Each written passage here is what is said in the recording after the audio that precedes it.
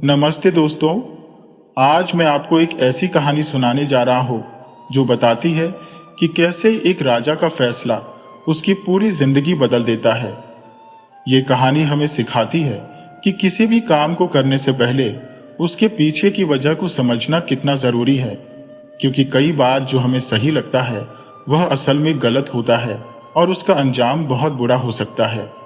अगर आप हमारे चैनल पर पहली बार आए हैं तो चैनल को सब्सक्राइब कर लीजिए और वीडियो अच्छी लगे तो लाइक और कमेंट करना बिल्कुल मत भूलिएगा। आपकी राय हमारे लिए बहुत जरूरी है। अब कहानी शुरू करते हैं। बात राजा सूरज सिंह की है। एक दिन की बात है। राजा को अपने सपने में दिख रहा था कि उनका पूरा राज्य सूखा पड़ा है। न खेतों में फसलें हैं, न खाने को अन्न, बस चारों तरफ सूखी जमीन पड़ी है। गांव के लोग बेचारे भूख से बेहाल होकर उनके सामने खड़े हैं। उनकी आंखों में डर और लाचारी साफ दिख रही थी। ये सब देखकर राजा ने पूछा, ये क्या हुआ? हमारी इतनी अच्छी जमीन को किसने खत्म कर दिया? एक किसान ने हाथ जोड़कर कहा, महाराज, ऐसा लगता है कि आसमान ने बरसना ही छोड़ दिया है। हमारे राज्य में कई सालों से बारिश नहीं हुई। यह सुनकर राजा सूरज सिंह को जैसे गहरा सदमा लगा। उनके माथे पर चिंता की लकीरें और भी गहरी हो गईं। तभी एक और किसान ने कहा, महाराज, धरती ने भी अन्न देना बंद कर दिया है। हमारा पूरा परिवार भूखा है। अब तो सांस लेना भी भारी हो गया है। राजा उनकी यह हालत देखकर अंदर तक हिल गए। तभी एक सिपाही भागा भागा आया और कहने लगा, महाराज, महल का अनाज का भंडार भी लगभग खत्म हो चुका है। ऐसा लगता है कि पूरे राज्य में आई भूखमरी की लपटें अब महल तक भी पहुंच गई है। यह सुनकर राजा सूरज सिंह पूरी तरह से घबरा गए। उनके पैरों तले से जमीन खिसक गई। तभी उनके कानों में एक प्यारी सी जानी पहचानी आवाज आई, उठिए जी, क्या हुआ? उठिए ना। राजा सूरज सिंह एकदम से हड़बड़ाकर उठ बैठे।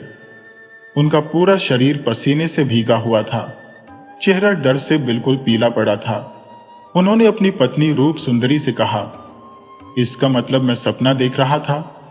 रानी ने पूछा, क्या आप कोई भयानक सपना देख रहे थे? राजा ने कहा, हाँ रानी, मैंने एक बहुत ही डरावना सपना देखा कि हमारे राज्य में सालों से बारिश नहीं हो रही और धरती ने अन्न देना बंद कर दिया है। रानी बोली, महाराज, आपका सपना तो सच में बहुत ही डरावना था। थोड़ी देर बाद राजा सूरज सिंह अपने दरबार में पहुंचे और सभी मंत्रियों को बुलाकर बोले, दरबारियों, आज रात मैंने एक बहुत ही डरावना सपना देखा। मैंने देखा कि हमारा पूरा राज्य सूखे और भूखमरी की चपेट में आ गया है। ये सुनकर एक दरबारी ने कहा, महाराज, ये कोई मामूली सपना नहीं बल्कि एक राजा का सपना है। इसका कोई ना कोई खास तौर पर मतलब जरूर होगा। आपको इस सपने का मतलब किसी ज्ञानी साधु से पूछना चाहिए। बाकी दरबारियों ने भी इस बात पर अपनी रजामंदी दी। तभी मंत्री ने कहा, महाराज, मैं एक साधु को जानता हूं। अगर आप कहें तो मैं उन्हें महल में बुला लाऊं? राजा ने कहा, नहीं नहीं, साधु संत दुनिया की माया से दूर रहते हैं। हम उन्हें महल में बुलाकर उनका अपमान नहीं करेंगे। हम खुद उनकी कुटिया में जाकर उनसे रास्ता पूछेंगे। और फिर राजा सूरज सिंह मंत्री के साथ जंगल में उस साधु की कुटिया में पहुंचे। राजा को आया हुआ देखकर साधु ने कहा, बहुत समय बाद कोई राजा किसी साधु की कुटिया में आया है, जरूर कोई खास बात होगी। राजा ने कहा, साधु महाराज, मैंने एक सपना देखा है जो मुझे बहुत परेशान कर रहा है। कृपा करके मुझे उसका मतलब बताइए। इतना कहकर राजा ने अपना पूरा सपना साधु को विस्तार से बता दिया। सपने के बारे में जानकर साधु महाराज ने कहा, महाराज, जब कोई राजा अपनी प्रजा की तकलीफ से आंखें मूंद लेता है तब ऐसे ही सपने राजाओं को एक चेतावनी देने के लिए आते हैं। आपने जो सपना देखा है वह यही बताता है कि आपकी प्रजा का अन्न यानी कि किसानों की मेहनत किसी के द्वारा चुपचाप लूटी जा रही है। राजा ने कहा, ओह, तो फिर उस आदमी का नाम बताइए साधु महाराज। कौन है वह आदमी जो मेरी प्रजा को लूट रहा है? साधु ने कहा, महाराज, ऐसा वही कर सकता है जो दिल से चोर हो। जो दूसरों की मेहनत से कमाए हुए धन को अपनी होशियारी से चुराता है। महाराज, अब आपकी आंखें खोलने और कान तेज करने का समय आ गया है। आपको अपनी न्याय की व्यवस्था को और मजबूत करना होगा। राजा ने कहा, साधु महाराज, मैं आपकी बात समझ गया। आपका बहुत बहुत धन्यवाद। और फिर राजा साधु को प्रणाम करके अपने महल लौट आए। अगले दिन राजा सूरज सिंह ने राज दरबार में ऐलान किया, सभी दरबारियों, मैं यह घोषणा करता हूं कि पूरे राज्य में यह ऐलान करवा दिया जाए कि यदि आज के बाद कोई भी आदमी चोरी करते हुए पकड़ा गया तो उसे 50 कोड़े मारने की सजा दी जाएगी। यह सुनकर मंत्री भैरव बोला, महाराज, 50 कोड़े की सजा के बाद तो एक साधारण चोर अपनी जान ही दे देगा। यह तो बहुत ही सख्त सजा है। राजा ने कहा, नहीं मंत्री जी, सख्त सजा ही अच्छी है। यही वह डर है जो राज्य को चोरों से आजाद करवाएगा। साधु महाराज ने मुझसे कहा था कि न्याय की व्यवस्था को मजबूत करना बहुत जरूरी है। अब चाहे चोर कोई व्यापारी हो या कोई जमींदार या फिर कोई दूसरा आदमी, जो भी चोरी करेगा उसे यही सजा दी जाएगी। और साथ ही यह भी ऐलान कर दो कि मैं खुद हर महीने अपने सिपाहियों के साथ राज्य में घूमूंगा। राजा की इस सख्त और इंसाफ वाली घोषणा से पूरे केशव नगर में हलचल मच गई। 50 कोड़े की सजा का नाम सुनते ही चोरों के दिल डर से कांप उठे। राज्य में एक नई न्याय व्यवस्था की शुरुआत हो चुकी थी। एक दिन राजा सूरज सिंह अपने मंत्री भैरव सिंह के साथ राज्य में घूमने निकले। दोपहर की धूप में बाजार में खूब चहल पहल थी। तभी एक रोटी की दुकान के सामने लोगों की भीड़ दिखी। राजा ने कहा, मंत्री जी, वह सामने इतनी भीड़ क्यों लगी है? लगता है कोई झगड़ा हो गया है। राजा अपने मंत्री के साथ उस भीड़ के पास पहुंचे। उन्होंने देखा कि गांव के कुछ लोग एक आदमी को पीट रहे थे। राजा ने कहा, रुक जाओ तुम सब, इस आदमी को क्यों मार रहे हो? राजा को देखकर सब लोग सहम गए। तभी एक आदमी आगे बढ़कर आया और कहने लगा, महाराज, मैं बाजार में रोटियां बेचता हूं और यह जो आदमी है इसका नाम मोहन है। यह पिछले कुछ दिनों से मेरी दुकान से रोटियां चुराकर भाग रहा है। आज तो इसने हद ही कर दी महाराज। आज यह 4 रोटियां चुराकर भाग रहा था और मैंने इसे पकड़ लिया। राजा सूरज सिंह उस आदमी की तरफ देखने लगे जो बेचारा डरा सहमा खड़ा था। राजा ने उससे पूछा, क्या यह सच है? वह आदमी बोला, महाराज, मेरी बात तो सुनिए, मैं और मेरा परिवार। राजा ने उसे बीच में ही रोककर कहा, मुझे यह मत बताओ कि तुम्हारे परिवार की क्या हालत है। मेरे कानों ने बस यही सुना है कि तुमने चोरी की है। चाहे वह रोटी की हो या सोने के भंडार की, चोरी तो चोरी ही होती है। बताओ, क्या तुमने सच में चोरी की है? उसने कहा, महाराज, मैंने मजबूरी में चोरी की है। राजा ने गुस्से में कहा, हर चोर कोई ना कोई मजबूरी तो बताता ही है। अभी अभी तुमने खुद अपनी जुबान से माना कि तुमने चोरी की है। अब इससे कोई फर्क नहीं पड़ता कि तुम्हारी क्या मजबूरी थी। तुमने मेरे आदेशों का पालन नहीं किया। सिपाहियों, इस आदमी को अभी के अभी 50 कोड़े लगाए जाए। यह सुनकर वहां पर मौजूद सभी लोग बहुत डर गए। तभी वह दुकानदार बोला, महाराज, मैं माफी चाहता हूं, लेकिन 50 कोड़े तो इसके लिए बहुत ज्यादा है। नहीं महाराज, इसे माफ कर दीजिए, मैं इसे माफ करने को तैयार हूं। राजा ने कहा, हमें यह मत बताओ कि क्या करना है और क्या नहीं करना। यहां के राजा हम हैं, तुम नहीं, समझे? मोहन को 50 कोड़े लगाए जाए। और फिर एक सिपाही कोड़े मारने लगा।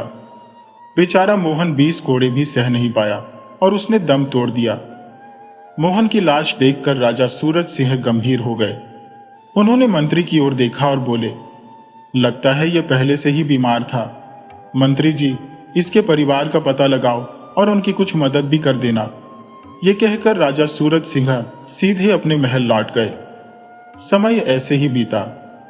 धीरे धीरे राजा सूरज सिंह का केशव नगर चोरों से पूरी तरह से आजाद हो चुका था। अब चोरी के नाम से भी लोग कांपने लगे थे। सच तो यह था कि चोर भूल चुके थे कि चोरी कैसे की जाती है। ऐसे ही 10 साल और बीत गए। एक दिन राजा जैसे ही अपने कमरे में आए तो उन्होंने देखा कि उनकी पत्नी रूप सुंदरी उदास बैठी हुई थी। राजा ने कहा, रानी, तुम इतनी उदास क्यों हो? तुम्हें तो खुश होना चाहिए कि हमारा राज्य तो अब राम राज्य बन गया है। अब कोई चोरी नहीं होती। आम आदमी अपना सामान यूं ही छोड़कर चला जाता है। उन्हें चोरी का कोई डर नहीं है। रानी बोली, महाराज, इस बात से तो मैं बहुत ही खुश हूं, पर आप क्यों नहीं समझते कि मेरी गोद अब तक सोनी है? आप क्यों नहीं सोचते कि कल आपके बाद इस राज्य को कौन संभालेगा? राजा चौंक गए और सोचने लगे, न्याय की व्यवस्था को मजबूत करने में मुझे यह तो ध्यान ही नहीं रहा कि अब तक मैं संतान के सुख से दूर हूं। रानी ने कहा, महाराज, मुझे नहीं लगता कि अब मैं मां बन पाऊंगी। मुझे लगता है कि आपको दूसरी शादी कर लेनी चाहिए। राजा ने कहा, नहीं नहीं, रानी रूप सुंदरी, कोई ना कोई उपाय तो जरूर होगा। हम आज ही इस बारे में अपने सभी दरबारियों से बात करते हैं। अगले दिन राजा ने इस बारे में अपने सबसे खास मंत्री भैरव सिंह से बात की और फिर वह मंत्री के साथ जंगल में एक साधु के पास जा पहुंचे। राजा ने कहा, साधु महाराज, मेरा प्रणाम स्वीकार कीजिए। मैं अब तक संतान के सुख से वंचित हूं। साधु महाराज ने उन्हें एक सेब देते हुए कहा, राजन, ये सेब अपनी पत्नी को खिला देना। भगवान की दया से वह जरूर ही गर्भवती हो जाएगी। राजा वह सेब लेकर अपने महल वापस आ गए और अपनी पत्नी को देते हुए कहने लगे, रानी, आप इस सेब को खा लीजिएगा। साधु महाराज का कहना है कि इससे संतान का सुख मिल जाएगा। रानी रूप सुंदरी ने वह सेब खा लिया और कुछ ही दिनों के बाद वह खुश होकर राजा सूरज सिंह से बोली, महाराज, मैं गर्भवती हो गई हूं। यह सुनकर राजा बहुत ही खुश हुए और कहने लगे, अरे वाह, यह तो चमत्कार हो गया। और कुछ समय के बाद रानी ने एक सुंदर से बेटे को जन्म दिया। बेटे के जन्म के बाद राजा बहुत खुश हुए। उनके मन में साधु संतों के लिए इज्जत और भी ज्यादा बढ़ गई। एक दिन वह अपने मंत्री भैरव सिंह से बोले, मंत्री जी, सुनिए, जाकर पूरे राज्य में यह घोषणा करवा दीजिए कि अब से हमारे राज्य में साधु संतों का सम्मान करना बहुत जरूरी होगा। यदि कोई आदमी किसी साधु का अपमान करते हुए पकड़ा गया तो उसे बहुत सख्त सजा दी जाएगी। और हां, हमारे महल में अब किसी भी साधु को बिना रोक टोक आने की इजाजत दी जाए। राजा का आदेश पूरे राज्य में उसी समय लागू कर दिया गया। समय आगे बढ़ता गया और फिर धीरे धीरे 10 साल और बीत गए। राजा का बेटा अब 10 साल का एक सुंदर बालक बन चुका था। दूसरी तरफ पड़ोसी राज्य विजयनगर में राधा नाम की एक औरत चूल्हे पर रोटियां बना रही थी कि तभी उसके घर में गांव का जमींदार आया और कहने लगा, राधा, तुम्हारा पति कहाँ है? राधा बोली, क्या हुआ जमींदार जी, आप इतने गुस्से में क्यों हैं?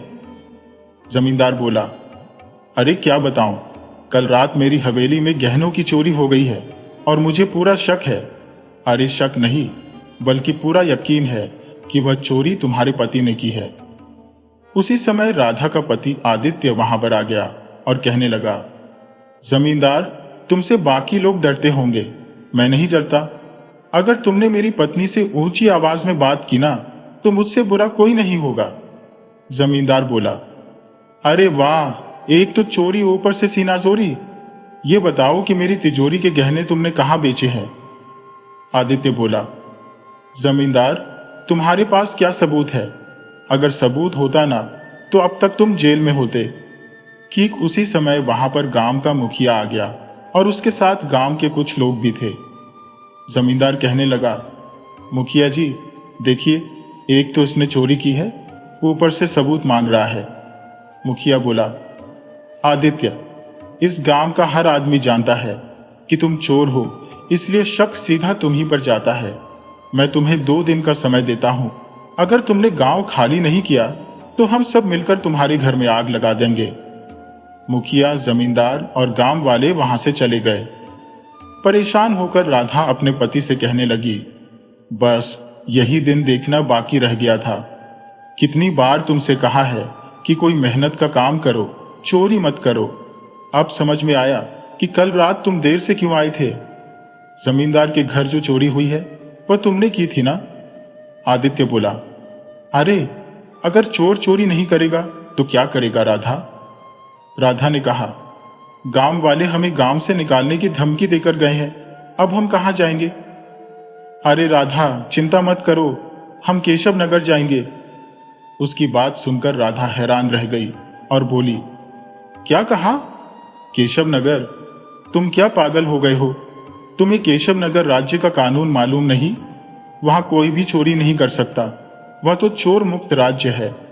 आदित्य ने कहा, राधा मुझे कोई फर्क नहीं पड़ता, मैं तो वहां जाऊंगा और देखता हूं वहां का राजा मुझ पर भारी पड़ता है या मैं उस पर।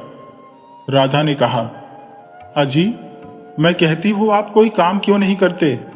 उसकी बात सुनकर आदित्य कुछ देर तक चुप रहा और फिर उसकी आंखों में एक गहराई सी उतर आई। वह कहने लगा, मुझ पर भरोसा रखो राधा, एक दिन मैं काम भी जरूर करूंगा और मेहनत भी करूंगा, लेकिन अभी जो मैं कर रहा हूं ना, बस मुझे वह करने दो। तुम बस इतना जान लो कि मैं यह जो चोरियां कर रहा हूं किसी मजबूरी में नहीं बल्कि किसी और वजह से कर रहा हूं। कल हम केशव नगर राज्य की ओर निकल जाएंगे, तैयारी कर लो। अगले दिन राधा और आदित्य केशव नगर राज्य की ओर चल दिए। केशव नगर पहुंचने के बाद आदित्य ने एक सुंदर सी झोपड़ी बनाई और फिर वे दोनों उसी में रहने लगे। कुछ दिन ऐसे ही बीते। एक दिन आदित्य वहां के एक आदमी से बोला, भैया मैं देख रहा हूं कि जब भी यहां पर कोई साधु आता है तो यहां के लोग डर जाते हैं, भला ऐसा क्यों? वह आदमी कहने लगा, लगता है इस राज्य में तुम नए आए हो। केशव नगर में साधुओं का अपमान करना सबसे बड़ा अपराध है।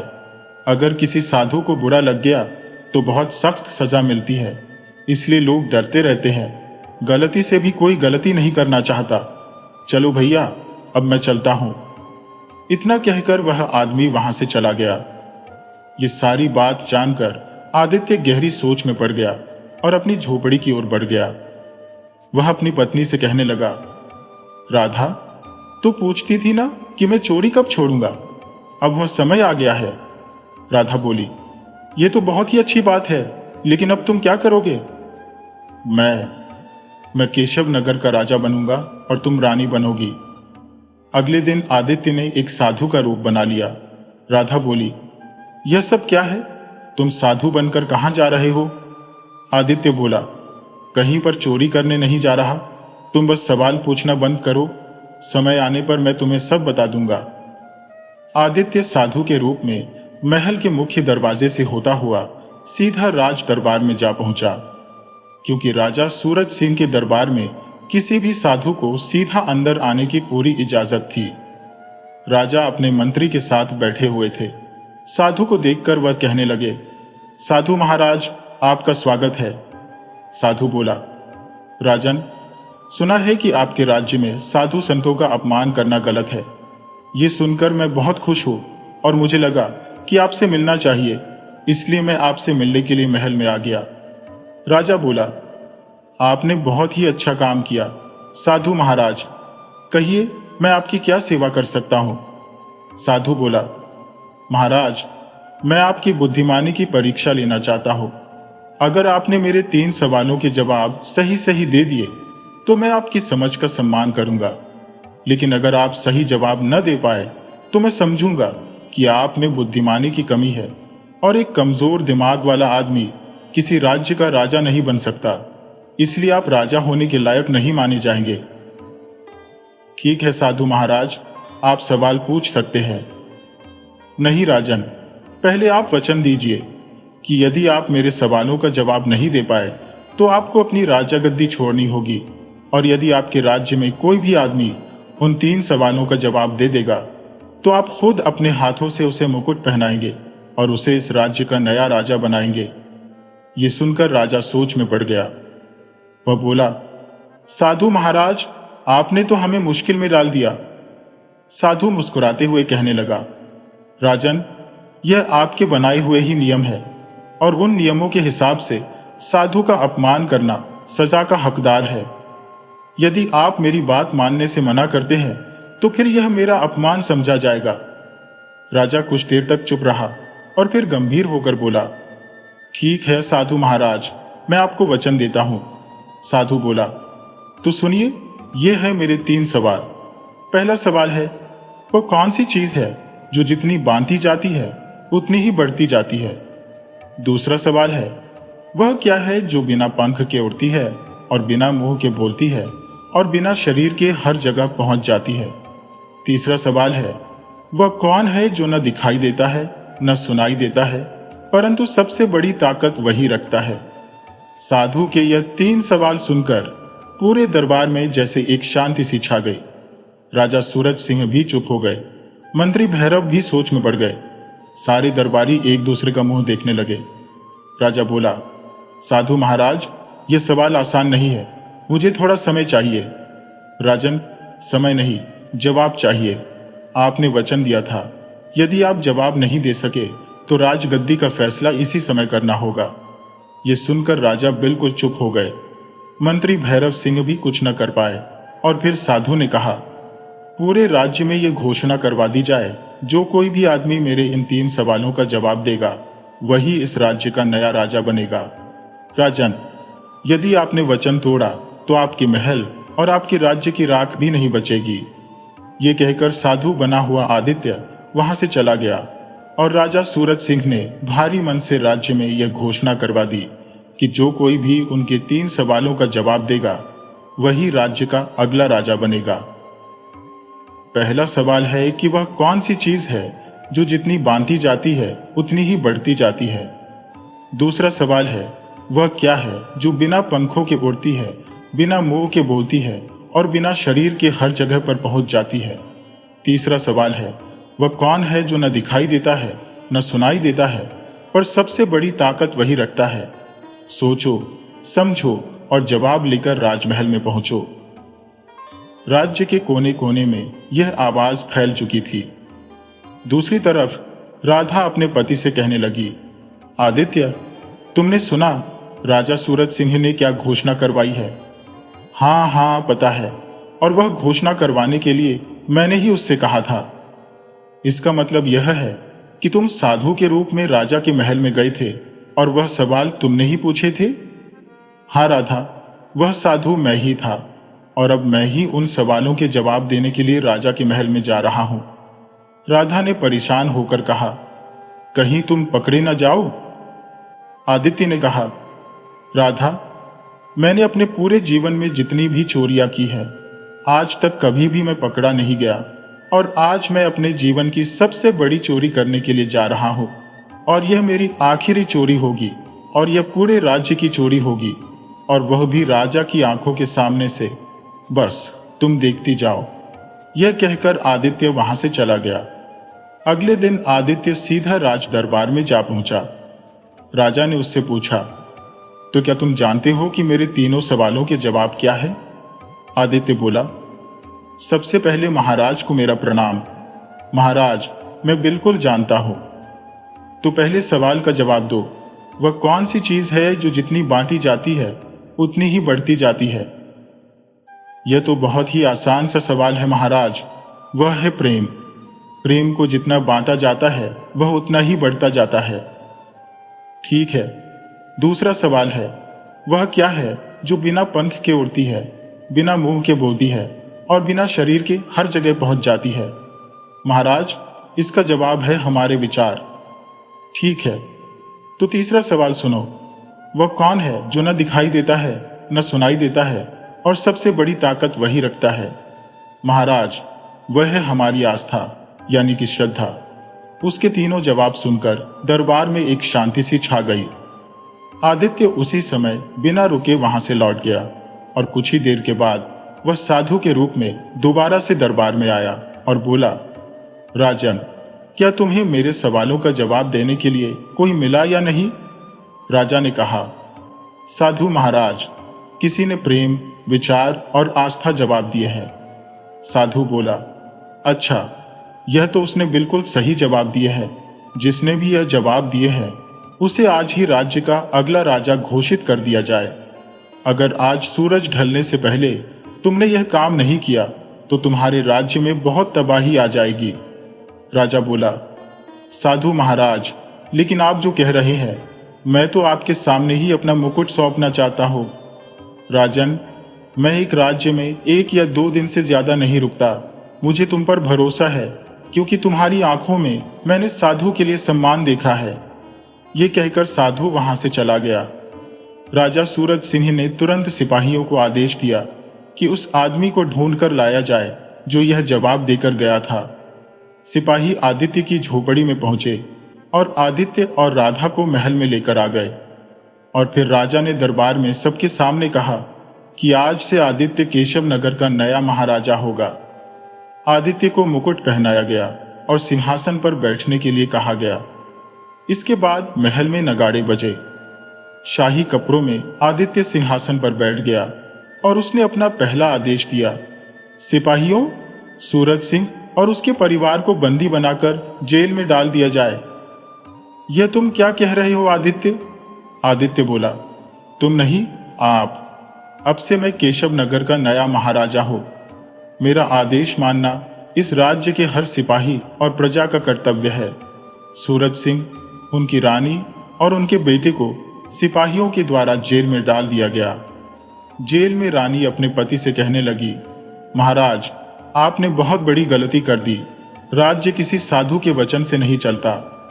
और फिर इसके बाद सूरज सिंह अपने परिवार को लेकर मंत्री भैरव सिंह के द्वारा बताए हुए एक गुप्त रास्ते से बाहर निकल गए। समय बीतता गया। आदित्य अब राजा था, लेकिन सूरज सिंह का परिवार एक झोपड़ी में जीवन बिताने के लिए मजबूर था। भूख और अपमान उनकी पहचान बन गई थी। राजा की हालत अब भिखारियों जैसी हो गई थी। एक दिन राजा सूरज सिंह का बेटा अपने पिता से बोला, पिताजी, मुझे भूख लगी है, मुझे रोटी खानी है। चिंता मत करो मेरे बेटे, मैं तुम्हें अच्छा खाना लाकर खिलाऊंगा। इतना कहकर राजा सूरज सिंह अपने ही राज्य में भिखारी की तरह घूमने लगे। कुछ ही देर में उनकी नजर एक रोटी की दुकान पर पड़ी, जहां पर गरम गरम रोटियां बन रही थी। उनकी आंखों में आंसू आ गए। वह सोचने लगे, मेरा बेटा रोटी मांग रहा था और मेरे पास रोटी खरीदने के लिए पैसे भी नहीं है। क्यों ना मैं एक बार अपने ही बनाए हुए कानून को तोड़ दूं। अगर मेरे बेटे को रोटी नहीं मिली तो वह मर जाएगा। हाँ, मैं इसे चुरा लेता हूं, बस एक बार, और फिर कभी चोरी नहीं करूंगा और इस राज्य को भी छोड़ दूंगा। किसी दूसरे राज्य में जाकर मेहनत मजदूरी कर लूंगा, लेकिन अभी तो मेरे बेटे को रोटी खिलाना बहुत ही जरूरी है। और फिर राजा सूरज सिंह ने 2 रोटियां चुराई और वहां से भागने लगे। तभी दुकानदार ने उन्हें देख लिया और वह चिल्लाया, चोर, चोर, पकड़ो इसको। राजा सूरज सिंह डर गए। दुकानदार बोला, तुझे चोरी करने की क्या जरूरत थी? एक बार मुझसे कह देता तो मैं तुझे रोटी ऐसे ही दे देता। तभी वहां पर एक सिपाही आ पहुंचा और कहने लगा, इसे राज दरबार चलना होगा। दुकानदार बोला, ये तुम क्या कह रहे हो भाई? राज दरबार में तो इसे 100 कोड़े मारे जाएंगे। यह सह नहीं पाएगा, मर जाएगा। सिपाही बोला, महाराज का आदेश है, मानना तो पड़ेगा ही। और अगर मेरी शिकायत भी दरबार में पहुंच गई कि मैंने सब कुछ जानते हुए भी यह बात छुपाई है, तो मेरी भी खाल खींच ली जाएगी और तुम भी चलोगे गवाही देने के लिए, समझे? कुछ ही देर में सिपाही, दुकानदार और राजा सूरज सिंह दरबार में खड़े थे। सिंहासन पर बैठा हुआ आदित्य बोला, कौन है यह? महाराज, इसने चोरी की है। इस दुकानदार की दुकान से इसने रोटियां चुराई है। दुकानदार बोला, महाराज, इसने 2 रोटियां ही चुराई थी, लेकिन मैं नहीं चाहता कि इसे सजा मिले। आदित्य बोला, तुम क्यों नहीं चाहते कि इसे सजा मिले? महाराज, अब आप खुद ही बताइए। कोई धन चुराए तो समझ में आता है, पर रोटी तो वही चुराता है जिसकी भूख या उसके परिवार की भूख चरम सीमा पर पहुंच गई हो। हो सकता है कि इसका कोई अपना भूख से तड़प रहा हो। आदित्य ने राजा सूरज सिंह की ओर गंभीर निगाहों से देखा और पूछा, क्या यह सही कह रहा है? सूरज सिंह बोला, हां महाराज, मेरा बेटा 2 दिनों से भूखा है। मैं उसी के लिए चोरी कर रहा था। इतना सुनते ही आदित्य अपने सिंहासन से उठ खड़ा हुआ और कहने लगा, यही बात 20 साल पहले मेरे पिता भी तुमसे कहना चाहते थे सूरज सिंह। ये सुनकर दरबार में शांति सी छा गई। आदित्य बोला, उनकी पत्नी मेरी माँ 2 दिनों से भूखी थी, बीमार थी, लेकिन तुमने क्या किया? उनकी बात सुने बिना ही तुमने उन्हें 50 कोड़े लगाने का आदेश दे दिया। मेरे पिता पहले से ही बीमार थे, वह 50 कोड़े की मार को सह नहीं सके और इस दुनिया से चले गए।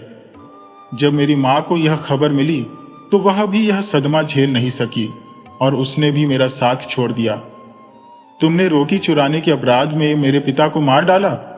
हाँ, यह सच है कि मेरे पिता कुछ दिनों से रोटियां चुरा रहे थे, क्योंकि वे काम नहीं कर सकते थे और तुम्हारे राज्य में भी उन्हें कोई काम देने को तैयार नहीं था। उस दिन वह 4 रोटियां इसलिए चुरा रहे थे ताकि वह मुझे खिला सके, क्योंकि मैं 4 दिनों से भूखा था, जैसे कि आज तुम्हारा बेटा 2 दिनों से भूखा है। यह सुनकर सूरज सिंह का चेहरा पीला पड़ गया। दरबार के सारे दरबारी उन्हीं की ओर देखने लगे। आदित्य बाकी दरबारियों की तरफ देखते हुए कहने लगा, यह तुम्हारा सूरज सिंह महाराज है, जो आज भिखारी बनकर उसी इल्जाम में अपने दरबार में उसी आदमी के सामने खड़ा है जिसके पिता को इसने रोटी चुराने के इल्जाम में मार डाला था। तभी रानी रूप सुंदरी अपने बेटे को लेकर दरबार में आ पहुंची। उन्हें खबर मिल गई थी कि उनके पति को चोरी के इल्जाम में पकड़कर दरबार में पेश किया गया है। आदित्य बोला, बताओ सूरज सिंह, तुम्हें क्या सजा दी जाए? तुमने 50 कोड़े का नियम बनाया था, मैंने 100 कोड़े का नियम बनाया है। राजा सूरज सिंह अब फूट फूट कर रोते हुए कहने लगे, महाराज, मैंने तो बस साधु बाबा के आदेश का पालन किया था। उन्होंने कहा था कि मैं अपनी प्रजा में न्याय नहीं कर रहा। सूरज सिंह, उनके कहने का मतलब यह नहीं था कि तुम रोटी चुराते हुए किसी भूखे को 50 कोड़े मरवाओ। उनका मतलब तो यह था, अपने महल पर ध्यान दो जैसा कि मैंने दिया है। इन थोड़े दिनों में तुम्हारे महल में रहकर मैंने यह पता लगवा लिया है कि तुम्हारे ही महल का मंत्री हर्षवर्धन पिछले कई सालों से जमींदार के साथ मिलकर किसानों की जमीन हड़प रहा है। किसानों की जमीन मतलब उनकी मेहनत से उगाया हुआ अन्न। साधु कहना चाहते थे कि तुम उस नाइंसाफी को देखो ना, कि किसी ऐसे कानून को बना दो जिससे एक गरीब आदमी को कुछ कहने का अधिकार ही न मिले। उस दिन के बाद से मैं सच में एक चोर बन गया। वह साधु जिसने तुमसे सवाल पूछे थे, वो साधु मैं ही था। हाँ, मैंने साधु का रूप बनाकर तुमसे तुम्हारा राज्य छीन लिया। मैंने यह सब कुछ किया किसी राज्य का ताज पाने के लिए नहीं, बल्कि इसलिए ताकि तुम्हें आईना दिखा सकूं। राजा बनना आसान है सूरज सिंह, लेकिन प्रजा के पेट की आग को समझना मुश्किल है। आज तुमने खुद महसूस किया ना, जब तुम्हारा बेटा भूखा था तो तुम भी चोर बन गए। अब सोचो उन लाखों लोगों के बारे में जिनके पास रोटी नहीं होती, तो वे क्या करें? बताओ सूरज सिंह। सूरज सिंह रोते हुए कहने लगे, मैंने गलत किया था, मैंने कभी प्रजा की भूख को महसूस नहीं किया। आदित्य बोला, राजा सूरज सिंह, अब यह राज्य तुम्हारा है, मैं तुम्हें यह राज्य भीख में लौटाता हूं। मैंने तुम्हें माफ किया सूरज सिंह, वरना अगर मैं चाहता तो तुम्हें उसी दिन मरवा देता जिस दिन तुमने यह मुकुट मेरे सिर पर रखा था। लेकिन मेरा मकसद बदला लेना नहीं, बल्कि यह दिखाना था कि चोरी की सजा नहीं, बल्कि चोरी के कारण की सजा होनी चाहिए। सारा दरबार तालियों से गूंज उठा। हर आंख नम थी, हर दिल आदित्य के साहस और सच्चाई के सामने झुक गया। राजा सूरज सिंह ने उसी दिन मंत्री हर्षवर्धन को किसानों की जमीन हड़पने के इल्जाम में बंदी बना लिया और आदित्य अपने वादे के साथ राज्य छोड़ गए। दूसरे राज्य में जाकर वह एक छोटे से किसान के रूप में मेहनत करके अपना जीवन बिताने लगे। कुछ दिन के बाद आदित्य अपनी पत्नी से कहने लगा, राधा, अब मेरा बदला पूरा हो गया है। अब मैं मन लगाकर मेहनत करूंगा, चोरी नहीं करूंगा। मैंने तुमसे यह वादा किया था और अब मैं वह वादा पूरा करूंगा। राधा कहने लगी, मुझे तुम पर गर्व है आदित्य, तुम जैसे चोर ने राजा को उसकी सही राह दिखाई। उस दिन के बाद से राजा सूरज सिंह ने कभी किसी भूखे को सजा नहीं दी, बल्कि उसके घर खाना पहुंचाया। इस कहानी से हमें यह सीखने को मिलता है कि हमें हमेशा लोगों के कर्मों को समझने से पहले उनके पीछे की वजह को भी समझना चाहिए। एक अच्छा राजा वही होता है जो अपने लोगों की मुश्किलों को अपनी मुश्किल समझे। दोस्तों, मुझे पूरी उम्मीद है कि आपको यह कहानी पसंद आई होगी। तो वीडियो को लाइक कीजिए और साथ ही अपने अच्छे अच्छे कमेंट करना बिल्कुल मत भूलिएगा। सब्सक्राइब भी कर लीजिएगा। मिलते हैं अगली कहानी में।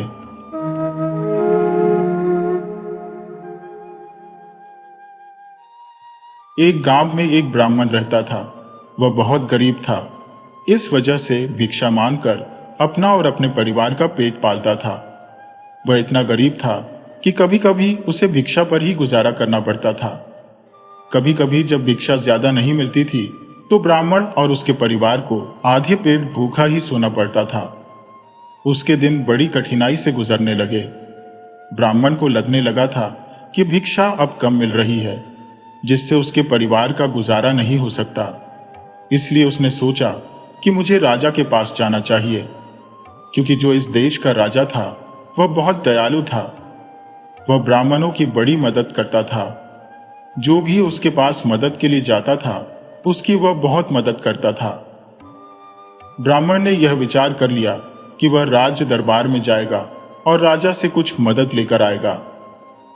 अब यह ब्राह्मण अगले दिन राज दरबार जाने के लिए सुबह जल्दी उठा और नहाया धोया, पूजा पाठ करी और चल दिया राज दरबार की तरफ। जैसे ही वह गांव से नगर की तरफ जा रहा था, चलते चलते उसे एक जंगल मिला।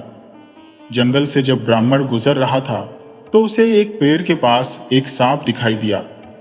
सांप को देखकर ब्राह्मण थोड़ा घबराया, परंतु सांप ब्राह्मण को प्रणाम करके बोला कि ब्राह्मण महाराज, आज सुबह सुबह कहां जाने के लिए निकले हो? जब ब्राह्मण ने सांप को बोलते हुए देखा तो उसे थोड़ी हिम्मत बंधी कि उसे डर से गाने लगा।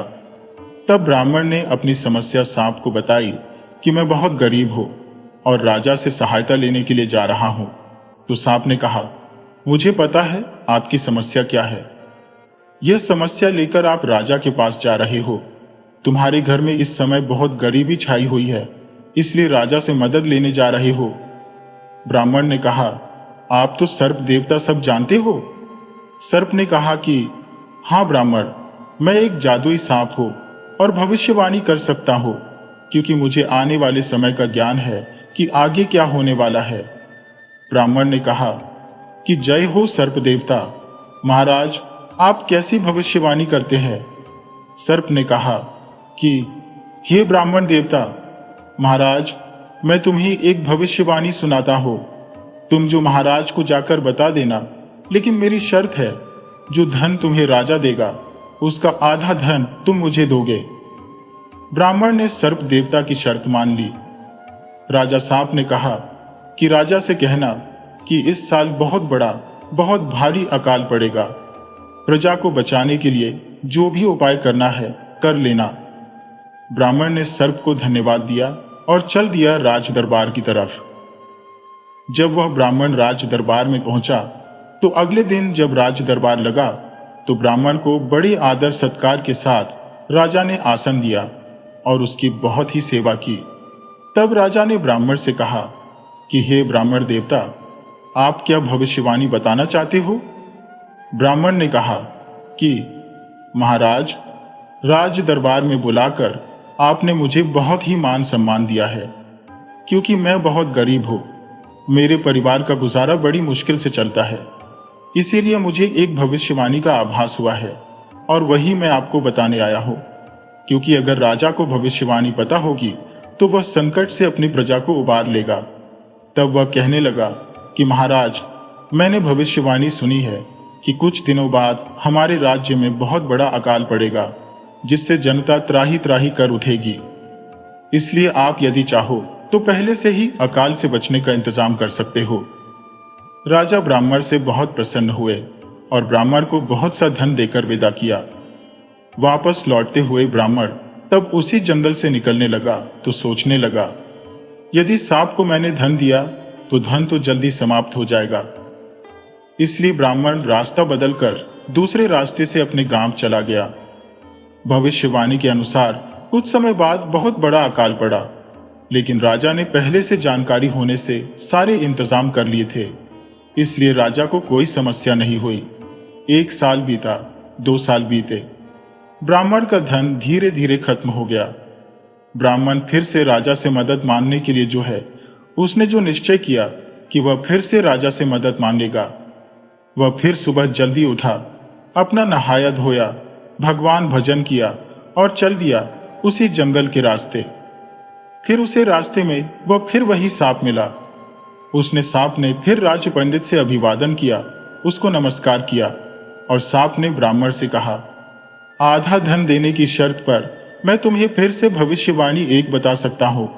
तो मेरी भविष्यवाणी राजा को बता देना और तो विधान मिले वह मेरे को आधा देना। ब्राह्मण ने उसकी बात मानने की। ठीक है, तो मुझे भविष्यवाणी बताओ।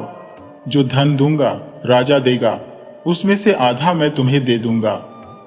तब सांप कहने लगा कि इस साल बहुत ही भयंकर युद्ध होगा, इसलिए जो भी तैयारी करनी है वह राज्य कर ले। आधा धन देने का वादा कर कर वह ब्राह्मण आपसे वादा करके वहां से चला गया। ब्राह्मण जब राज दरबार में पहुंचा तो राजा ने ब्राह्मण का बहुत सम्मान किया, साथ ही ब्राह्मण के स्वागत सत्कार में कोई कमी नहीं छोड़ी। अगली सुबह जब राज दरबार लगा तो ब्राह्मण को बहुत ही आदर और सम्मान के साथ आसन दिया गया और उससे बोले कि ब्राह्मण देवता, बताओ अब आप क्या भविष्यवाणी लेकर आए हो। ब्राह्मण ने राजा से कहा, महाराज, इस साल आपके यहाँ राज्य में एक बहुत ही भयंकर युद्ध होगा कि पड़ोसी राज्य तुम्हारे राज्य पर आक्रमण करने वाला है। आपको जो भी तैयारी करनी है अभी से कर लो। इस बार राजा ने ब्राह्मण को पहले से अधिक धन देकर विदा किया। अब ब्राह्मण बड़ा खुशी खुशी अपने घर की तरफ चल दिया। अब रास्ते में फिर ब्राह्मण को वही सर्प मिलने वाला था, वही जंगल आ गया। तो ब्राह्मण ने सोचा कि यदि सांप को सांप मिला तो आधा धन ले लेगा, इतने सारे धन का आधा मैं उसे क्यों दूं? रोटी होना में सांप को लाठी से मार दो। हाथ में लाठी लिए ब्राह्मण जब सांप के पास पहुंचा तो इस सर्प देवता खतरा भांप गए और बिल में जाने लगा।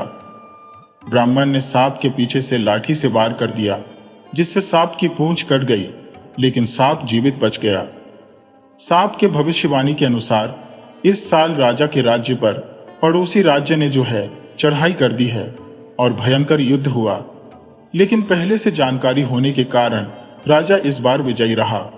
अब राजा को जो जानकारी थी तो इस कारण राजा युद्ध जीत गया और ब्राह्मण का जो धन था वह धीरे धीरे खत्म होने लगा। धन 2-3 साल चलने के बाद फिर खत्म हो गया। उसके सामने फिर संकट आ पड़ा। उसके घर में फिर संकट शुरू हो गया। उसकी रोजी रोटी और भूखों मरने की नौबत आ गई। वह फिर से भिक्षा मांगने पर मजबूर हो गया। जो ब्राह्मण था उसने एक बार फिर राजा के पास जाने का निश्चय किया। वह फिर सुबह जल्दी उठा, नहाया धोया और पूजा पाठ किया और सुबह ही राज दरबार के लिए निकल दिया। अब जो जंगल रास्ते में पड़ता था, जब ब्राह्मण जंगल में पहुंचा तो उसका सांप सामने खड़ा हुआ मिला। ब्राह्मण सांप से नजरें छुपाकर जाने लगा तो सर्प देवता ने कहा कि ब्राह्मण देवता, महाराज, इस बार मिलकर नहीं जाओगे? ब्राह्मण कुछ न बोल सका और नजरें नीची करके खड़ा रहा। सर्प देवता ने कहा कि ब्राह्मण देवता, इस बार मैं तुम्हें एक भविष्यवाणी बताता हूं। राजा से कहना, इस बार राज्य में धर्म की स्थापना होगी, सब अच्छे कर्म होंगे, राजा और प्रजा सुख शांति से रहेंगे। ध्यान रखना, जो भी धन तुम्हें मिले उसका आधा मुझे जरूर देना। ब्राह्मण ने फिर आधा धन देने का वचन दिया और राज दरबार की तरफ चल दिया। चलते चलते ब्राह्मण राजा के दरबार में पहुंच गया। राज दरबार में पहुंचने पर ब्राह्मण का बहुत ही ज्यादा स्वागत किया गया। राजा ने पिछली 2 भविष्यवाणियों का वादा करने के लिए ब्राह्मण को बहुत धन्यवाद दिया और आने के समय के बारे में भी पूछा कि आने वाला समय कैसा है, उसके चेहरे में भी आप भविष्यवाणी कीजिए। सुबह जब दरबार लगा तो ब्राह्मण को फिर राजा ने आसन दिया और उसका बहुत आदर सत्कार किया। तो और राजा से, जो राजा ने ब्राह्मण से उसकी भविष्यवाणी करने के लिए बोला। तब ब्राह्मण ने कहा कि राजा साहब, इस साल प्रजा सुख और चैन की जिंदगी बिताएगी। सब लोग अच्छा सुख सोचेंगे, अच्छा काम करेंगे। राजा ने ब्राह्मण को बहुत सारा धन देकर विदा किया। गांव वापस लौटते हुए ब्राह्मण ने सोचा, जब राजा ने थोड़ा धन दिया तो वह भी 1 साल में समाप्त हो गया। जब ज्यादा धन दिया तो वह भी 2-3 साल में समाप्त हो गया। सर्प से मैंने गद्दारी भी की और इस सांप के कारण ही मुझे यह धन प्राप्त हुआ है। अब जो ब्राह्मण अपने मन में ही जो ग्लानि महसूस कर रहा था, वह इस बार तो सांप से गद्दारी करने के कारण अपने आप की उसे शर्मिंदगी महसूस हो रही थी। उसने कहा कि राजा ने अब की बार मुझे जो धन दिया है, मैं सांप के पास पहुंचकर उसका हिसाब कर दूंगा। सांप के पास पहुंचकर उसके पिछले 2 बार का धन भी उसे दे दूंगा। सारा धन तो सांप के पास रख दूंगा, सांप से 3 बार का धन लेने के लिए कह दूंगा। जब ब्राह्मण सर्प देवता के पास पहुंचे तो सर्प देवता से कहने लगे कि हे सर्प देवता, आप अपना 3 बार का हिस्सा ले लीजिए। इस पर सर्प देवता बाहर आए और ब्राह्मण से कहने लगे, ब्राह्मण देवता, जब महाराज के यहां अकाल पड़ा था तो तुम रास्ता बदलकर निकल गए। जब युद्ध हुआ तो तुमने मेरी पूंछ काट दी, जिससे मेरी बिरादरी में बहुत मजाक उड़ाया गया। और अब जब राज्य में धर्म की स्थापना हो गई है, मैंने भविष्यवाणी की थी कि लोग अच्छे काम करेंगे, तुम अधर्म के रास्ते। यह हम जंगली जानवरों को धन की क्या जरूरत है? ये सारा धन तुम ले जाओ, खुशी से जीवन बिताओ और किसी के साथ कभी धोखा मत करो। सांप को धन्यवाद देकर ब्राह्मण अपने गांव गया और उसने फिर प्रण कर लिया कि वह कभी भी किसी के साथ धोखा नहीं करेगा। लालच इंसान को भटका देती है। कभी भी लालच में धोखाधड़ी नहीं करनी चाहिए, क्योंकि जो ब्राह्मण था वह दिल का बड़ा भोला भाला था, लेकिन गरीबी उसके पास इतनी थी, इतनी गरीबी उसने देखी थी कि वह भूखा मरता था। आधे पेट खाकर अपनी भूख तो शांत हो जाती थी, लेकिन अपने बच्चों को भूखा देखकर वह विरक जाता था। इसलिए उसके मन में भी थोड़ा लालच आ गया, लेकिन धर्म की स्थापना ने उसकी बुद्धि खोल दी। जब धर्म पास होगा तो हम कोई भी गलत कार्य करने से पहले 10 बार सोचेंगे। इसलिए दोस्तों, कभी भी अपने धर्म का साथ नहीं छोड़ना चाहिए, क्योंकि जब भी हम कोई गलत कार्य करते हैं तो हमारे अंदर से आवाज जरूर आती है कि वह गलत है, लेकिन हम लोग अपने उस लालच में इतने अंधे हो जाते हैं कि हम उसको नहीं सुनते हैं। लेकिन ब्राह्मण को अपनी गलती का एहसास हुआ और उसने अपनी गलती को सुधार लिया।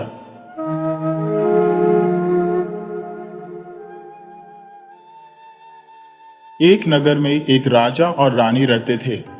उनके एक बेटा था जो बहुत मन्नतों के बाद पैदा हुआ था, इसलिए राजा और रानी उसे बड़े प्यार से पालते थे। रानी बड़ी धार्मिक महिला थी। समय बीता और राजकुमार बड़ा हो गया तो राजा और रानी को उसकी शादी की चिंता सताने लगी। उन्होंने धूमधाम से राजकुमार का विवाह कर दिया और उनका समय आनंद से कटने लगा। पर कहते हैं ना, जो इस संसार में आया है उसे एक दिन जाना ही है। कुछ समय बाद राजा बीमार रहने लगे और परलोक सिधार गए। उनके कुछ ही दिनों बाद रानी भी चल बसी। अब राजकुमार अकेला ही राजा बन गया। इसके बाद रानी ने एक सुंदर बेटी को जन्म दिया। लड़की बेहद खूबसूरत थी, पर कहते हैं ना, जीवन और मरण तो भगवान के हाथ में है, इस पर किसी का जोर नहीं चलता। बच्चे को जन्म देते ही रानी भी स्वर्ग सिधार गई। अब राजा बेचारा अकेला रह गया। उसने लड़की की देखभाल करना शुरू किया। 2-4 दिन तो बीत गए, पर वह राजकाज संभाले या लड़की की देखभाल करे। तब राजा के मंत्रीगणों ने राजा को समझाया कि महाराज, आप दूसरा विवाह कर लें, जिससे आपकी बेटी भी पल जाएगी। आपकी बेटी तो वैसे ही इतनी अभागी है। बेचारी के जन्म लेते ही उसकी मां स्वर्ग सिधार गई, इसलिए उस बेचारी का नाम उन्होंने दयावती रख दिया। अब राजा ने उनकी सलाह मानी और राजा को सबकी सलाह अच्छी लगी। रिश्तेदारों, घर परिवार सबने राजा को दूसरी शादी करने की ही सलाह दी। अब राजा ने दूसरी शादी कर ली और दूसरी रानी घर में आ गई। दूसरी रानी के घर आने से उसे पहली वाली जो दयावती थी वह बिल्कुल पसंद नहीं थी। वह उससे बहुत चिढ़ती थी। जब दयावती बहुत छोटी थी, उसे भूख लगती तो वह रोती रहती, पर उस पर कोई ध्यान नहीं देती थी। जब राजा आता तो उसके सामने वह दयावती को बहुत प्यार दिखाती, ताकि राजा समझे कि वह मेरी बेटी की परवरिश ठीक से कर रही है। जब दयावती 1 साल की हुई तो उसके बाद उस घर में एक और बेटी का जन्म हुआ। उसके आने से पूरे नगर में मिठाई बटी, नाच गाना हुआ और उस लड़की का नाम सुखवती रख दिया, क्योंकि सबने कहा कि उसके आने से घर में खुशी का माहौल हो गया। तो अब राजा की 2 बेटियां हो गईं। दोनों में 1 साल का अंतर था। धीरे धीरे लड़कियां थोड़ी बड़ी हो गई। जो रानी थी वह अपनी बेटी को बहुत प्यार करती थी। जो दयावती बहुत होनहार थी, पूजा पाठ करती थी, जहां भी होता पूजा पाठ में चली जाती, जिससे उसे बहुत मार पड़ती और उसे ताने सुनने पड़ते थे, लेकिन वह उठकर पूजा करती। रानी को इस बात से बहुत जलन होती थी कि यह तो बहुत पूजा पाठ करती है, क्योंकि दयावती जो थी वह अपनी बेटी से ज्यादा सुंदर थी। उस चीज से भी रानी को बहुत जलन होती थी। अब रानी की अपनी बेटी तो विद्यालय में पढ़ने जाती थी, पर जो दयावती थी उसको वह नहीं जाने देती थी। जब राजा ने कहा कि इसको विद्यालय में पढ़ने जाने दो, तो रानी ने कहा कि मेरी तबीयत खराब रहती है, यह तो बड़ी है, थोड़ा हाथ बंटाएगी तो मेरा भी काम हो जाएगा। और राजा के जाने के बाद ही वह उससे घर का सारा काम करवाती, उसे तरह तरह से दंड देती थी, मतलब उसको हर तरह से वह दुखी रखती थी। अब धीरे धीरे दोनों कन्याएं बड़ी होने लगी और विवाह योग्य हो गई।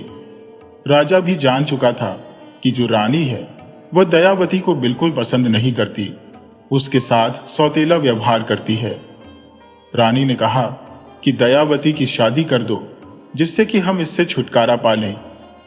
राजा ने कहा कि ठीक है, यह मेरी बेटी है, मैं शादी तो करूंगा, लेकिन उचित वर देखकर ही तो शादी करूंगा, कोई अच्छा लड़का मुझे मिलने दो। इस पर रानी अड़ गई और कहने लगी कि दयावती के नसीब में सुख नहीं होना चाहिए। यह सोचकर, क्योंकि वह तो उससे बहुत जलती थी, तो इसलिए उसने राजा से जिद कर ली कि या तो इस लड़की का विवाह किसी गरीब घर में करो, नहीं तो मैं जहर खाकर अपनी जान दे दूंगी। अब राजा एक रानी को खो चुका था, वह दूसरी रानी को खोना नहीं चाहता था, इसलिए वह बहुत डर गया और उसने जो दयावती थी उसका विवाह एक भिखमंगे के साथ कर दिया और उसके साथ विदा होकर दयावती अपने ससुराल आ गई। और जो उसकी अपनी बेटी सुखवती थी वह भी विवाह योग्य थी। तब रानी ने राजा से कहा कि उसकी शादी नगर के सबसे ऊंचे खानदान में होनी चाहिए। अब राजा ने जो इस नगर का सबसे अमीर और बड़ा व्यापारी था उसमें सुखवती की शादी कर दी। दोनों बहनें एक ही नगर में रहती थी, एक नगर के सबसे अमीर खानदान में और एक बेचारी भिखामंगे के घर में, जिसके घर में 2 वक्त का खाना भी नहीं था।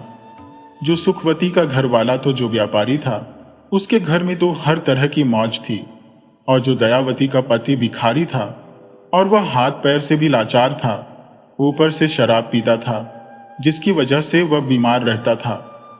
अब देखते ही देखते दयावती के दुखों के दिन शुरू हो गए।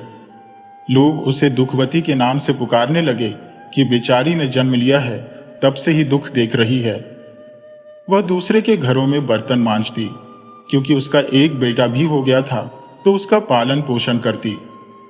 उसका पति जो चल बसा था, अब बेचारी घर में 2 ही मां बेटे रह गए। एक दिन सुखवती ने सोचा कि देखो तो सही मेरी बहन का क्या हाल है, क्योंकि तो उसका नाम दयावती हो गया था।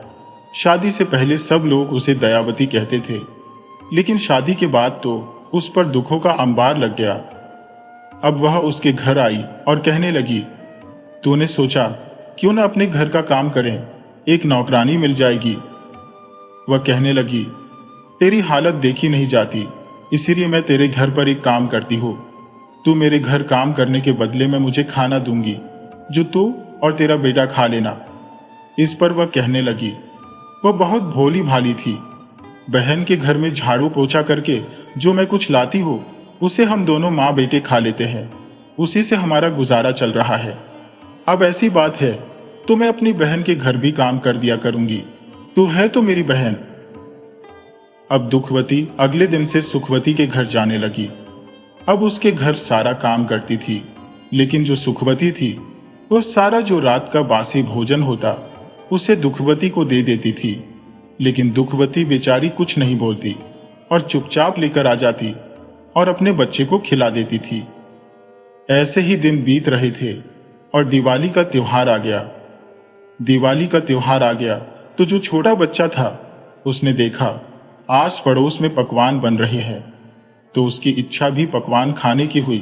तो वह अपनी माँ से कहने लगा, माँ मुझे भी पकवान खाने हैं, दिवाली आ गई है, आज मैं बासी खाना नहीं खाऊंगा। तो उसकी माँ कहने लगी, बेटा मैं कहां से तेरे लिए बनाऊं, हम तो बेचारी किस्मत के मारे हैं, जैसे भगवान की इच्छा होगी बेटा कभी पकवान खाने लायक बनाऊंगा तो तुझे मैं जरूर पकवान बनाकर खिलाऊंगा। उस पर बेटा माँ से कहने लगा, माँ तुम मौसी के घर जाना और उनसे कहना कि या तो बने पकवान मेरे बेटे के लिए छोड़ दे, ताकि मैं घर जाकर अपने बेटे के लिए पकवान बना सकूं। उसकी बातों को सुनकर वह अपनी बहन के घर गई। घर जाकर काम कर दिया और कहने लगी, दीपावली का त्योहार है और मेरे बेटे ने इच्छा जताई कि तुम तो मुझे थोड़ा सूखा आटा या फिर कुछ बने पकवान दे दो। इतना ही कहना था कि जो सुखवती थी उसने तो झाड़ू उठाई और दुखवती की पिटाई करनी शुरू कर दी और उसे मारते मारते घर के बाहर तक ले आई। अब बेचारी दुखवती को बासी खाना भी नहीं मिला। वह रोटी गिड़गिड़ाती अपने घर आ गई और घर की टूटी झोपड़ी थी उसमें आकर बैठकर रोने लगी। अब रोने लगी उसका बेटा और कहने लगा, माँ नहीं दिए होंगे, लेकिन क्या कहती अपने बेटे को। गले से लगाकर जोर जोर से रोने लगी और उसने सारी बात अपने बेटे को बताई। उसका बेटा कहने लगा, नहीं माँ मुझे कोई नहीं खाना है, तुम आराम करो। और दोनों माँ बेटे, दिवाली का त्योहार था, दोनों भूखे पेट सो गए। अगले दिन उठी तो उसकी ममता तड़प तड़प तड़प रही थी कि बच्चा भूखा और मैं इतनी लाचार हूं कि अपने बच्चे के लिए मैं कुछ नहीं कर सकती। तभी उसने ठान लिया कि आज से मैं बहन के घर काम करने नहीं जाऊंगी, आज से मैं जंगल में जाऊंगी। उससे अच्छा तो जंगल से लकड़ियां लेकर बेच दूंगी, कम से कम मेरे घर का गुजारा तो होगा, मेरे बच्चे का पेट तो भरेगा। ये सोचकर वह जंगल में माता रानी का नाम लेकर चल दी।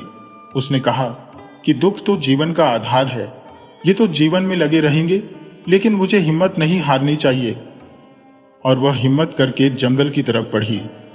जैसे ही वह जंगल की तरफ जाने लगी तो चलते चलते काफी आगे निकल गई। तभी उसने देखा कि एक गाय ब्याने वाली थी, उसको प्रसव पीड़ा हो रही थी। तो गाय ने कहा, बहन तुम मेरी मदद कर दो, मुझे बड़ी पीड़ा हो रही है।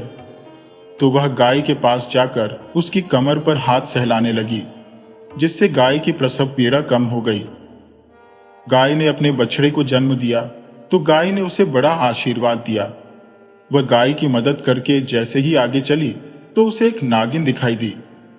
नागिन को देखकर डर गई, लेकिन वह कहने लगी, बहन मैं बड़े कष्ट में हूं, ये लकड़ी मेरे ऊपर आ गई है, जिसकी वजह से मुझे बड़ी परेशानी हो रही है, तो मुझे इससे बाहर आने में मदद कर दो। तो दुखवती ने डरते हुए कहा कि मैं तुम्हारी मदद तो कर दूंगी, लेकिन अगर तुमने मुझे डस लिया तो मेरा बेटा अकेला रह जाएगा, जो कि भूखा प्यासा है। नागिन कहने लगी, तुम मेरी मदद करोगी तो मैं तुम्हें नहीं रसूंगी। और उसने धीरे धीरे लकड़ी उतारने में नागिन की मदद की। नागिन बड़ी खुश हुई और बहुत आशीर्वाद देकर वहां से चली गई। चलते चलते जंगल में पहुंच गई तो उसने एक नीम का पेड़ के पास एक बुढ़िया माई देखी। वह बुढ़िया माई के पास गई और कहने लगी, माँ मैं बड़ी परेशान हूं, दूर दूर तक कोई भी दिखाई नहीं दे रहा जो मेरी मदद कर दे, तो कम से कम तुम मेरी मदद कर दो। अब वह उनकी मदद करने लगी, उनके हाथ पैर दबाने लगी, जिससे वह बड़ी खुश हुई। उसने कहा, मेरा थैला वहां रखा हुआ है, जरा उसमें से जो है उसे ले ले। उसने कहा, माँ मैं तुम्हें क्यों लूटूंगी, तुम अपने पास रखो, मैं तो जंगल से लकड़ियां काटने आई हूं, मेरा बेटा मेरी राह देख रहा होगा। आंखों में आंसू भर बूढ़ी मां ने कहा, जरा उठा और उसको उसमें अपना हाथ डाल, जो तेरे हाथ लगे वह ले ले। उसने सोचा, और खाने पीने की कोई चीज होगी, दया करके मुझे दे रही है। तो जैसे उसने हाथ डाला तो थैले में सोना चांदी भरा हुआ था। तो उसे देखकर बूढ़ी माई मुस्कुराई और कहने लगी, यह सब तेरे लिए है, इसे ले जा। अब तो इससे अपनी और अपने बेटे की अच्छे से परवरिश कर। दुखवती बहुत खुश हुई कि चलो अब उस पर प्रभु की कृपा हो गई है। माता रानी का आशीर्वाद मिल गया है कि अब वह अपने बच्चे को भरपेट सबसे पहले खाना खिलाएगी। अब वहां से चली तो रास्ते में उसे वही नागिन मिली। नागिन बोली, बहन, तूने मेरी मदद की थी, मैं तेरी मदद करना चाहती हूँ। वह नागिन को एक नागमणि देती है और कहती है कि यह नागमणि तू अपने घर ले जा, इससे तुझे कभी भी धन की कमी नहीं होगी। और वह नागमणि उसे दे देती है। वहां से वह बहुत खुश हो जाती है। आगे चलती है तो उसे गाय बछड़ा मिलते हैं। कहने लगी, बहन, दुख में तुमने मेरी बहुत मदद की थी, मैं तुम्हारे साथ चलूंगी। तो वह कहती है कि गौ माता, तुम्हें मेरे साथ चलना है तो चलो, जो मुझसे सेवा बन पड़ेगी मैं करूंगी। गौ माता कहने लगी कि नहीं, तूने मेरी मदद की, अब मैं तुम्हारी मदद करूंगी। मेरा दूध निकालना और अपने बेटे का भरण पोषण करना, उसे खूब ताकतवर बनाना। अब आगे आगे दुखवती और पीछे पीछे गाय बछड़ा उसके चलने लगे। अब जब वह गई अपनी झोपड़ी के बाहर, उसने गाय और बछड़े को बांध दिया और जैसे ही उसने नागमणि रखी तो उसकी झोपड़ी की जगह सुंदर घर बन गया। अब तो उसके घर में नौकर चाकर हो गए और सब जगह से मतलब बिल्कुल रानियों जैसे ठाट बाट हो गए। अब तो उसके घर में किसी चीज की कमी नहीं रही। उसका बेटा बिल्कुल राजकुमारों जैसा हो गया। अब जो उसकी बहन थी सुखवती, वह सोचने लगी, बहुत दिन हो गए हैं कि बहन की खबर ली जाए, कैसे दिन कट रही है। वह उसके जो मजे लेने के लिए वहां से चली गई, जरा देखो तो सही मेरे आगे कैसे गिड़गिड़ाएगी अपने दुखों को लेकर। जब आई तो देखती है कि झोपड़ी की जगह इतना सुंदर घर है। उसके तो बहुत चकित रह गई देखकर। वह अंदर गई और कहने लगी।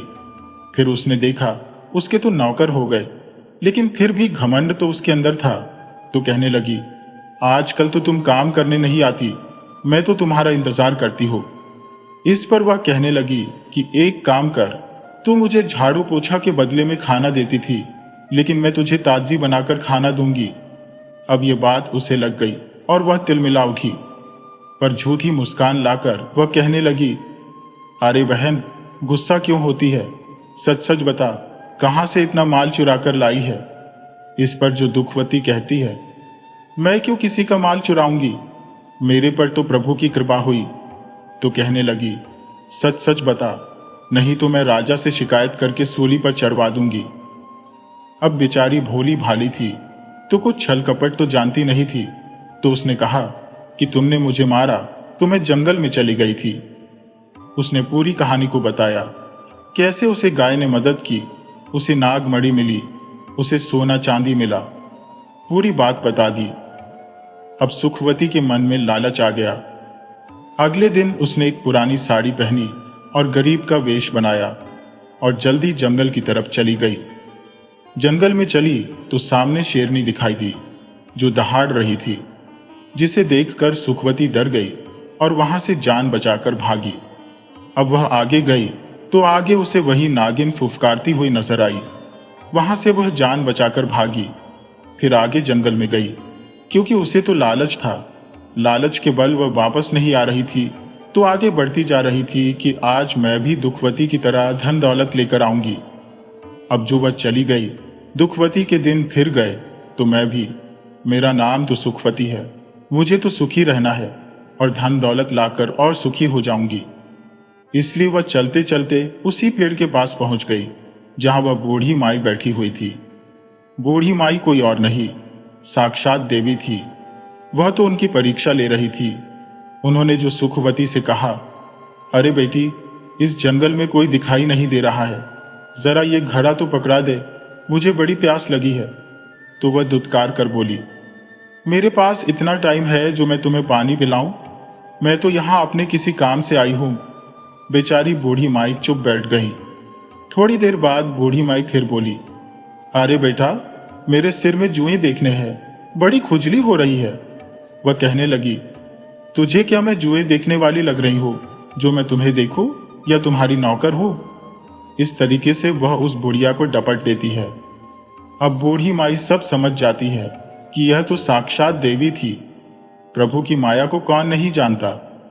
भगवान तो जानते हैं कि उसके मन में क्या है। तो वह मानो बूढ़ी माई कहती है, जरा देख, मेरा थैला टंगा है, तुझे जो चाहिए इसमें से ले जा। अब उस दुखवती की बात याद आती है कि कैसे बूढ़ी माई ने उसे थैले में से धन ले जाने के लिए कहा था। तो वह बड़ी फुर्ती से झपट कर थैले पर पड़ी और न तो उसने बूढ़ी माई को पानी पिलाया न उसकी सेवा की। झपट कर जब थैली पर पड़ी तो उसने जैसे ही हाथ डाला थैले के अंदर, तो अपने जोन में बहुत सारे कीड़े मकोड़े जो उसके हाथों पर चिपक गए और वह चिल्लाने लगी, ये क्या, तुमने मेरी बहन को तो इतना धन दिया और मेरे साथ ये कीड़े मकोड़े दे दिए। तो इससे बूढ़ी माई एक छड़ी उठाती है और उसकी खूब पिटाई करती है और कहती है कि तेरी बहन तो सबकी है, वह तो परम भक्त है, भगवान की परम भक्त है, बड़ी भोली भाली, दिल की बड़ी सच्ची है, और तू इतना कुछ होते हुए भी लालच के बल उसे नीचा दिखाने के लिए आई है। और बूढ़ी माई उसे मारते मारते जंगल से बाहर ले आती है। तो अब उसको अपनी करनी का, जो अब तक उन्होंने दुखवती के साथ किया था, उसका एहसास होता है।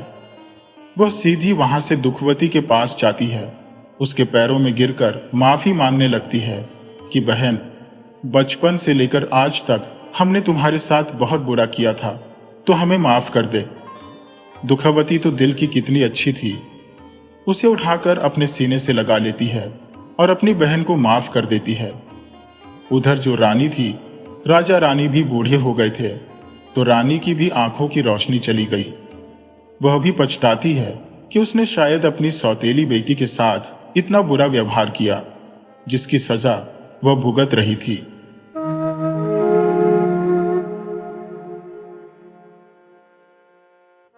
एक साहूकार था जिसके एक बेटा और एक बेटी थे। उसने अपने बेटे और बेटी में बहुत प्यार था और दोनों की शादी कर दी थी। बेटी की शादी को अभी ज्यादा दिन नहीं हुए थे। बेटी की शादी हो गई थी तो घर में बहू आ गई थी।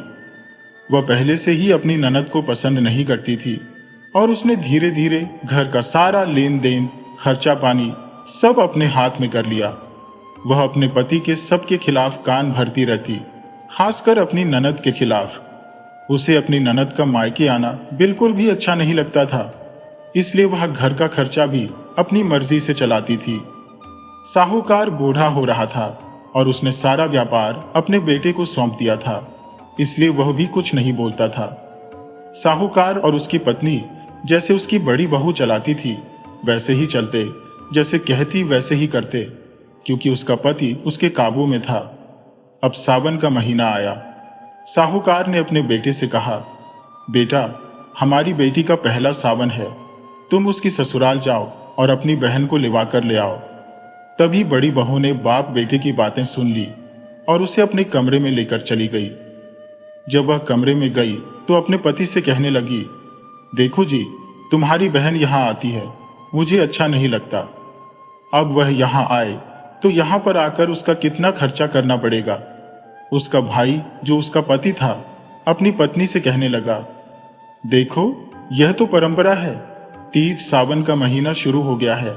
तीज और रक्षाबंधन तो लड़की पहले अपने मायके में ही मनाती है, लेकिन जब उसकी पत्नी ने खर्चे का हवाला देते हुए और फिजूल खर्ची बताकर मना किया तो वह कहने लगा, अगर मैं जाने के लिए मना कर दूंगा तो पिताजी बहुत गुस्सा होंगे। इस पर वह घमंडी बहू बोली, देखो, आप कोई भी बहाना बना दीजिए, आप बाहर जाइए और एक दिन बिताकर कहीं दूसरे दिन आ जाइए और कह देना कि बहन ने आने से मना कर दिया। अब साहूकार के बेटे को अपनी पत्नी की योजना सही लगी। अब वह अगले ही दिन बोला कि मैं बहन को लिवाने के लिए बहन की ससुराल जा रहा हूं, और वह अपनी बहन की ससुराल नहीं जाकर अपनी ससुराल पहुंच गया। अपनी ससुराल में उसकी बड़ी आवो भगत हुई और एक रात बिताकर अगले दिन वह फिर अपने गांव की तरफ चल दिया। जब वह अपने घर पहुंचा तो साहूकार और साहूकारनी बड़ी बेसब्री से उसका और अपनी बेटी का इंतजार कर रहे थे। लेकिन जब उन्होंने देखा कि बेटा के साथ बेटी तो नहीं आई है, तो साहूकार ने पूछा, हमारी बेटी तुम्हारे साथ क्यों नहीं आई है? तब उसने कहा, पिताजी, मेरी बहन ने मेरे साथ आने से मना कर दिया क्योंकि उसकी बहन का नाम राधा था। तो बोला कि राधा ने मेरे साथ आने से मना कर दिया। अब यह बात साहूकार को कुछ हजम नहीं हुई कि उसका भाई उसे लिवाने गया है। पहला सावन है और परंपरा तो यही चली आ रही है कि पहली तीज और रक्षाबंधन लड़की अपने मायके में मनाती है। तो उसने कुछ नहीं बोला, बोला ठीक है बेटा, और उसका जो बेटा था अपनी पत्नी के पास चला गया। वे सोचने लगे कि उनकी योजना कामयाब हो गई। वे दोनों बड़े खुश थे। अब साहूकार को यह अच्छा नहीं लग रहा था कि उसकी बेटी उसके पास पहला सावन बिताने नहीं आई, क्योंकि पहला सावन मनाने के लिए तो सबकी बेटियां आई हुई है और हमारी बेटी का तो पहला सावन है और वही नहीं आई। इसलिए साहूकार खुद ही अपनी बेटी की ससुराल के लिए चल दिया। चलते चलते वह अपनी बेटी के ससुराल पहुंच गया। अपने पिता को देखकर बेटी बहुत खुश हुई। उसने अपने पिता का खूब आदर सत्कार किया, अच्छे से बिठाया और बाप बेटी दोनों आपस में बातें करने लगे। बातों बातों में साहूकार ने कहा, बेटी, तुझसे बड़ा मिलने का मन था और इसलिए हम तुझे सावन मनाने के लिए लेने के लिए तेरा भाई आया था, लेकिन तूने आने से क्यों मना कर दिया? अब जो राधा थी वह अपने भाई और भाभी की चालाकियों को तो जानती थी। वह तो जानती थी कि भाभी तो उसको पसंद नहीं करती है, लेकिन वह इतना बड़ा झूठ बोलेंगे ये सुनकर उसे दुख तो हुआ, लेकिन वह सारी बात समझ गई। तब वह अपने पिता से कहने लगी, पिताजी, मेरी तबीयत खराब थी, इसलिए मैंने अपने भाई के साथ आने से मना कर दिया। अगर आप जोर देते हो तो मैं राखी वाले दिन रक्षाबंधन मनाने जरूर आ जाऊंगी। और यह कहकर पिता अपनी बेटी से विदा लेकर अपने गांव चल दिया। अब धीरे धीरे रक्षाबंधन का दिन भी आ गया। रक्षाबंधन का दिन आ गया, सब चारों तरफ रक्षाबंधन का त्योहार मनाया जाने लगा। राधा भी तैयार होकर अपने मायके चली गई। माता पिता अपनी बेटी को देखकर बहुत खुश हुए, लेकिन जैसे ही उसकी भाभी ने राधा को देखा तो उसे बड़ा गुस्सा आया। वह तो उसे देखकर जल भुन गई कि यह तो बिना बुलाए फिर भी आ गई, क्योंकि उसको मालूम नहीं था कि उसका ससुर भी उसे लिवाने के लिए गया था। अब वह अपने पति को अपने साथ कमरे में अंदर लेकर गई और कहने लगी, जी, इस राधा से हमें राखी नहीं बनवानी है, कोई भी बहाना लगा दीजिए और चलिए। अगर हम इससे राखी बनवा लेंगे तो जरूर हमें इसे कुछ उपहार देना पड़ेगा और हमारे पास इतना पैसा नहीं है कि हम लुटाते फिरें। पति जो अपनी बीवी का पूरा गुलाम था, वह कहने लगा, ठीक है। तभी राधा की भाभी, जो कि बड़ी घमंडी थी, उसने बीमारी का बहाना बनाया और वहां से तुरंत निकल गई, क्योंकि उसे भी अपने मायके जाना था, लेकिन वह राखी बनवा कर जाती थी। जाना था उसे। अगर राखी बनवा तब उसे मायके अपने जाती, लेकिन साथ में ससुर के आगे जब उसने बीमारी का बहाना बनाया तो कोई उसे रोकने वाला नहीं था। उसने बीमारी का बहाना बनाया और दोनों पति पत्नी घर से निकल गए। राधा बेचारी बैठी बैठी इंतजार करने लगी कि कब उसका भाई आएगा, कब वह उसका टीका करके राखी बांधेगी। लेकिन सुबह से शाम हो गई, ना तो भाई और भाभी आए और ना ही बेचारी राधा ने राखी बांधी। वह बैठी बैठी इंतजार करती रही। जब शाम हो गई तो वह अपनी माँ से बोली, माँ, मुझे अपनी ससुराल जाना है, ये मेरी भाई की राखी रख लो, जब आए तो उसे दे देना, मैं अपने ससुराल जा रही हूं। और वह बड़े उदास मन से अपने ससुराल के लिए चल दी, क्योंकि उसने इतना नहीं सोचा था कि उसकी भाभी उससे इस कदर नफरत करती है। वह बेचारी आंखों में आंसू भरकर अपना चुपचाप चल दी। उसने अपने माता पिता को बिल्कुल भी एहसास नहीं होने दिया कि उसे कितना दुख हो रहा है। जब वह अपने ससुराल चली गई तो अपना घर जाकर वह फूट फूट कर जोर जोर से रोने लगी और सोचने लगी, क्या मैं अपने भाई के लिए इतनी बेगानी, इतनी पराई हो गई हूं कि आज भी मुझसे राखी नहीं बनवाई। वह अब उसका जो है घंटों उसको हो गए रोते हुए अपने भगवान को याद करती रही। तभी उसके दरवाजे पर दस्तक हुई। उसने उठकर अपना दरवाजा खोला